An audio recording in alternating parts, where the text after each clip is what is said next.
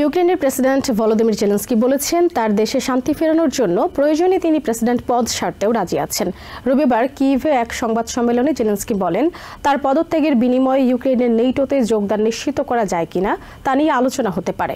একই সঙ্গে president Trump ও তার প্রশাসন সম্ভাব্য যুদ্ধবিরতিকে যুদ্ধের ইতি হিসেবে বিবেচনা করে ভুল করছে বলেও মনে করেন জেলেনস্কি।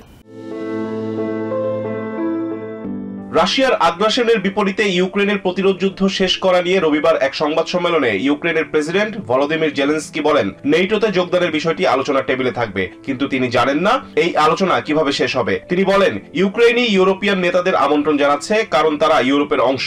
জেলেনস্কি সঙ্গে এও বলেন, আমেরিকান নেতারাও সেখানে থাকবেন কারণ এই যুদ্ধে তারা প্রধান সহায়তাকারী। সংবাদ সম্মেলনে জেলেনস্কিকে জিজ্ঞেস করা হয়েছিল, প্রেসিডেন্ট ডোনাল্ড ট্রাম্পের কাছ থেকে তিনি কি ধরনের নিশ্চয়তা চান এবং শান্তির বিনিময়ে ইউক্রেনের প্রেসিডেন্ট পদ ছাড়তে তিনি পারবেন কিনা। জবাবে জেলেনস্কি বলেন, শান্তি ফেরানোর নিশ্চয়তা পেলে পদত্যাগেও রাজি আছেন তিনি। অবশ্যই আমি খুশি থাকব যদি তা ইউক্রেনের শান্তির জন্য হয়। যদি আমার এই চেয়ার ছাড়ার প্রয়োজন হয় আমি তা করতে প্রস্তুত। আমি ইউক্রেনের নেটো সদস্য পদের বিনিময়েও সেটি করতে পারি।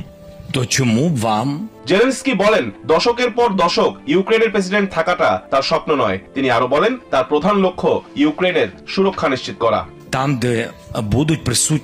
20 বছরের জন্য প্রেসিডেন্ট থাকার কোনো ইচ্ছা আমার নেই, কারণ দীর্ঘ সময় ক্ষমতায় থাকা কখনোই আমার স্বপ্ন ছিল না। ইউক্রেনের প্রেসিডেন্ট আরো বলেন, তিনি প্রেসিডেন্ট ডোনাল্ড ট্রাম্পকে শুধু মধ্যস্থতাকারী হিসেবে নয় বরং ইউক্রেনের অংশীদার হিসেবে দেখতে চান। আমরা আমেরিকার সঙ্গে খনিজ সম্পদ নিয়ে কথা বলতে প্রস্তুত। আমরা বিনিময়ে রাজি, তবে এই যুদ্ধ শেষ করতে পুতিনকে বাধ্য করতে হবে আমেরিকার। এদিকে প্রেসিডেন্ট ট্রাম্প ইউক্রেনের বিরল খনিজ সম্পদের উপর অধিকার দাবি করেছেন। ট্রাম্প বলেছেন, রাশিয়ার সঙ্গে যুদ্ধের সময় ইউক্রেনকে আমেরিকা যে পরিমাণ সাহায্য দিয়েছে এই চুক্তিতে তার প্রতিফলন থাকবে। জেলেনস্কি আগে এই দাবি প্রত্যাখ্যান করলেও সেই অবস্থান থেকে সরে এসেছেন।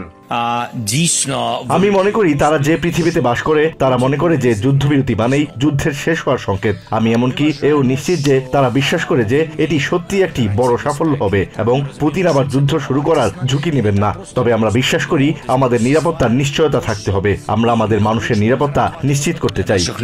জেলেনস্কি আবারও জানান, এখনো পর্যন্ত যে খসড়া চুক্তি তাদেরকে দেওয়া হয়েছে তা তিনি মানেন না। তবে তিনি জানিয়েছেন এসব নিয়ে আলোচনা এগোচ্ছে। এ সময় জেলেনস্কি আরো দাবি করেন, সম্ভাব্য যুদ্ধবিরতিকে যুদ্ধের ইতি মনে করে ভুল করেছে ট্রাম্প প্রশাসন। এদিকে ইউক্রেনের প্রেসিডেন্টের চিফ অফ স্টাফ এন্ড্রি ইয়ারমার্ক রবিবার জানিয়েছেন, আমেরিকার সঙ্গে খনিজ সম্পদ নিয়ে আলোচনা অব্যাহত রাখবে ইউক্রেন।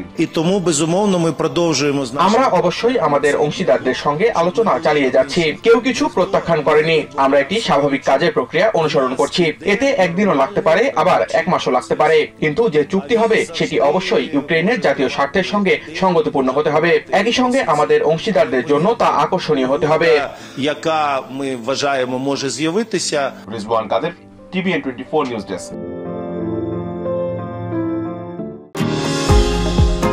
নিউ ইয়র্ক থেকে সম্প্রচারিত TVN 24 টেলিভিশন বিশ্বজুড়ে বাঙালির কণ্ঠস্বর।